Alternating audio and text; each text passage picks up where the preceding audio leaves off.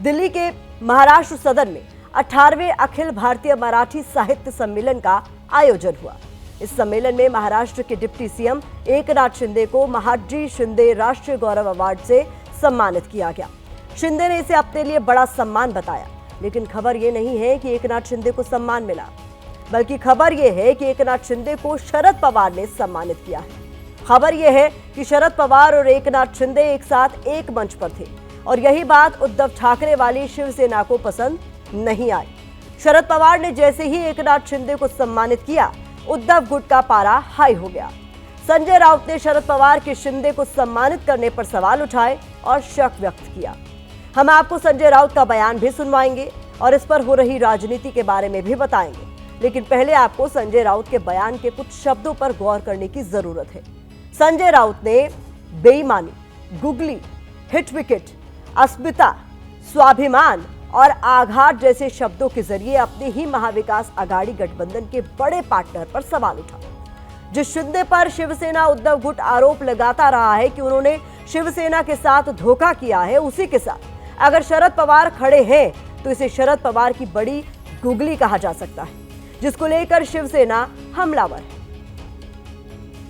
गेल्या काही काळामध्ये महाराष्ट्राचं राजकारण हे फार विचित्र दिशेने चाललेलं आहे। कोण कोणाला गुगली टाकते आणि कोण स्वतःच हिट विकेट होत आहेत हे पुन्हा एकदा समजून घ्यावं लागेल। खरं म्हणजे ज्या एकनाथ शिंदे यांनी महाराष्ट्राचं सरकार पाडलं, बेईमानी केली, त्यांच्या कार्यक्रमाला शरद पवारांनी नाही जायला पाहिजे, ही आमची भावना आहे।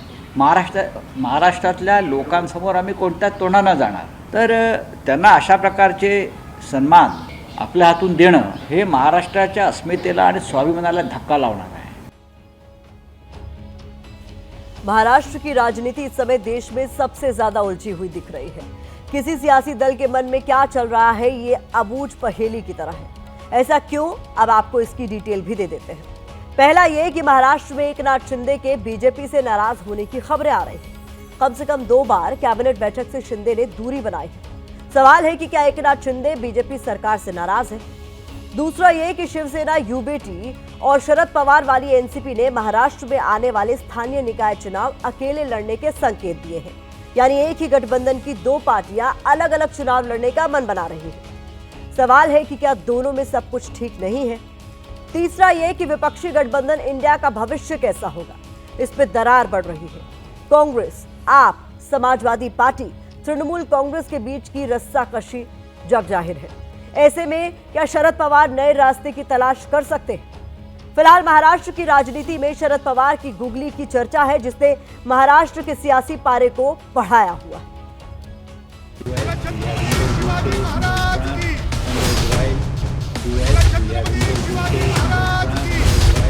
महाराष्ट्र की सियासत में सम्मान पर सवाल उठा है। अगर आप विश्वासघातियों को ही सम्मानित करने लग जाएंगे, विश्वासघात महाराष्ट्र में ही हुआ, गद्दारी महाराष्ट्र में ही हुई, तो सवाल पूछा जाएगा। महाराष्ट्र की सियासत पे शरद पवार की गुगली की फिर चर्चा है। अभी शायद कल तो शरद पवार साहब को भी गद्दार बोल सकते हो। गद्दावर नहीं, गद्दार नेता शरद पवार है। सम्मान समारोह जैसे होते हैं, ये भी वैसा ही था। जाहिर है कोई सम्मान लेने वाला होगा तो कोई सम्मान देने वाला भी होगा। जैसे ही शरद पवार ने डिप्टी सीएम एकनाथ शिंदे को सम्मानित किया, घमासान मच गया। महाआघाड़ी की तीसरी पार्टनर शिवसेना यूबीटी का जोर जोर से पेट दुखने लगा। संजय राउत ऐसे बोले मानो शरद पवार ने घोर अनर्थ, घोर पाप कर दिया। शरद पवार सियासत के मजे खिलाड़ी हैं, अच्छे विकेट गिरा चुके हैं, लेकिन संजय राउत ने उन्हें ही हिट विकेट दे दिया। इस प्रकार के जो अवार्ड होते हैं, जो राजनेताओं को देते हैं, वो खरीदे जाते हैं या बेचे जाते हैं।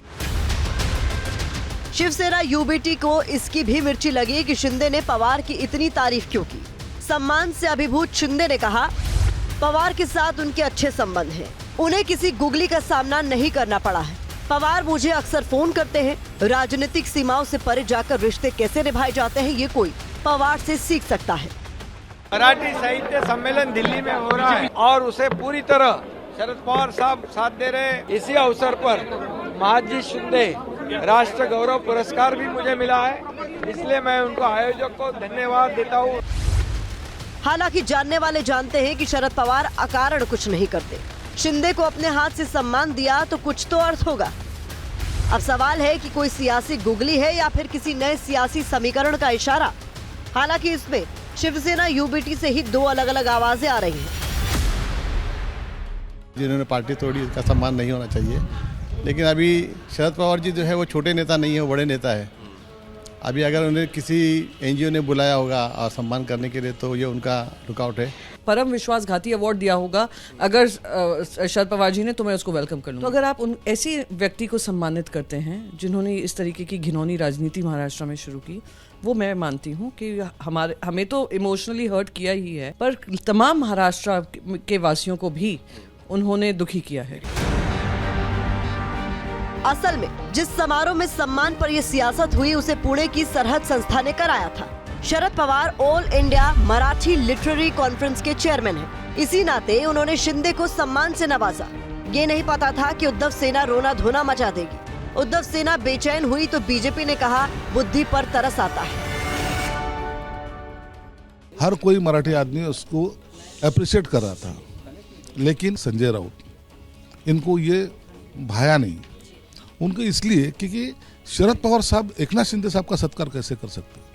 संस्कृति और संस्कार ये आदमी में नहीं है। उनको मराठी मानुस का सम्मान, गद्दारों का सम्मान लगता है तो निश्चित रूप से उनके दिमाग का इलाज पहले ही करना चाहिए था। महाराष्ट्र के कर्मभूमि से आए हुए देश भर के मराठी लोगों का जनमानस का वो मन दुखा रहे हैं। वैसे शरद और शिंदे ऐसे समय एक साथ दिखे हैं जब एकनाथ शिंदे के महायुति से नाराज होने की खबरें कुछ हफ्तों से चल रही है। कहा जाता है कि शिंदे सीएम से डिप्टी सीएम बनना अब तक पचा नहीं पा रहे हैं, इसीलिए अक्सर कैबिनेट की बैठकों में भी नहीं जाते। अब गुगली शरद पवार फेंकते हैं या फिर एकनाथ शिंदे, हो सकता है थोड़ा इंतजार करना पड़े।